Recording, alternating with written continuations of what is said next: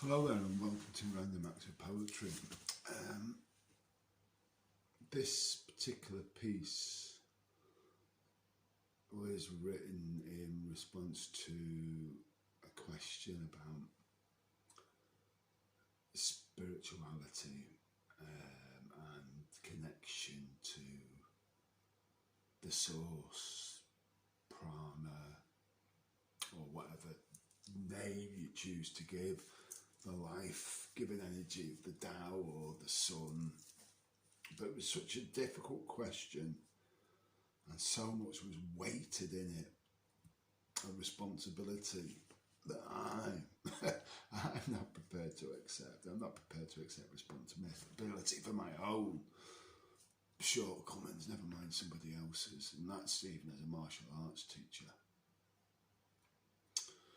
So then this triggers off a process of thinking about why certain things happen. How come we moved away from this oneness with nature when our whole life depended upon it?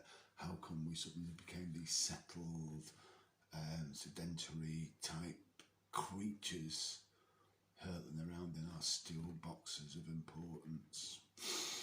And then I came across the idea that it wasn't actually, and it was only today, because this has been late in coming.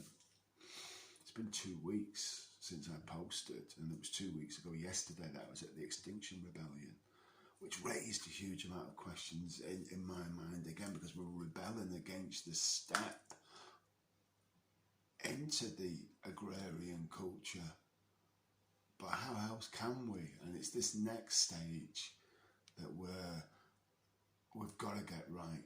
We've got to stop ourselves from running headlong into this ecological disaster. The earth will carry on. How life will cope afterwards, well, that'll be a different story.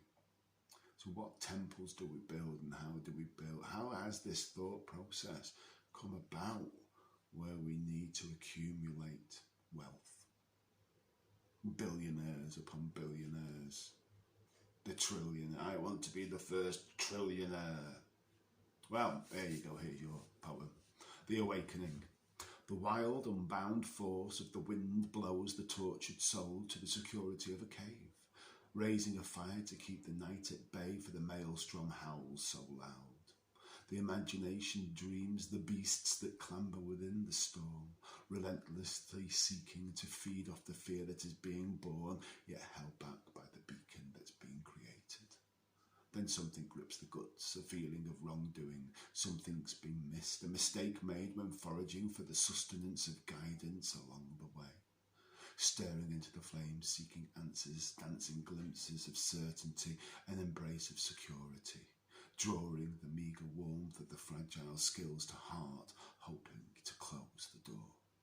We were warned by the tales of the ancients to be careful of how we tread, to turn over the philosopher's stones cautiously when the omens must be read. The things that you wish for become how you sew the thread.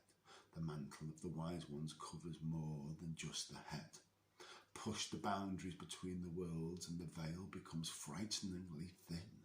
The seeker looks deep into the abyss and sees the self looking accusingly back.